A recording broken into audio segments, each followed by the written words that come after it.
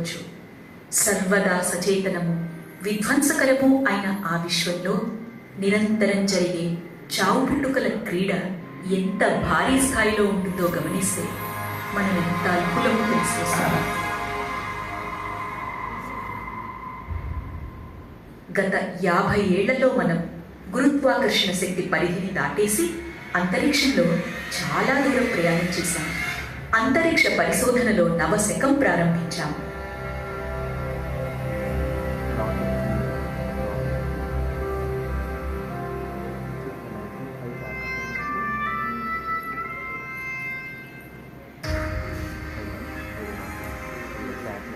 అంతరిక్ష కార్యక్రమాల పుణ్యమా అని మనం లేత నీలివర్ణంలో మెరిసిపోతూ ఆపదలు పొంచి ఉండే అంతరిక్షంలోని శీతల వాతావరణాన్ని తట్టుకోగలదా అనిపించేంత అద్భుతంగా సూర్యుడిని చుట్టూ పరిభ్రమిస్తున్న మన భూగోళాన్ని, అది కూడా ఒక గ్రహేతర వాసికి ఎలా కనిపిస్తుందో అలా చూడగలిగాం.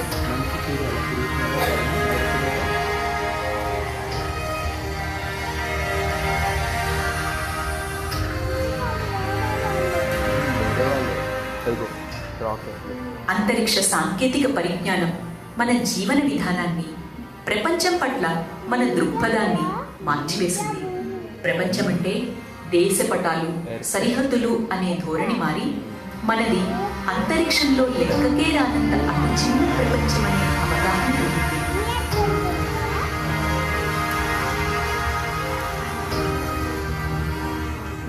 అంతరిక్ష కార్యక్రమం వల్ల చేకూరే ప్రయోజనాల విలువ అందుకు అయ్యే ఖర్చు, శ్రమల కన్నా ఎన్నో రెట్లు ఎక్కువ.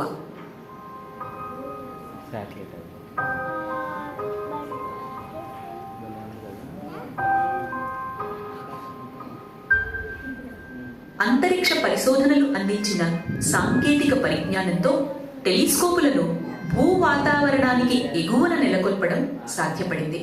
అంతరిక్ష టెలిస్కోపులు భూ వాతావరణంలో చొరబడలేని తరంగ దైర్ఘ్యాలను పరిశీలించి విశ్వం తాజా చిత్రాన్ని అందిస్తాయి.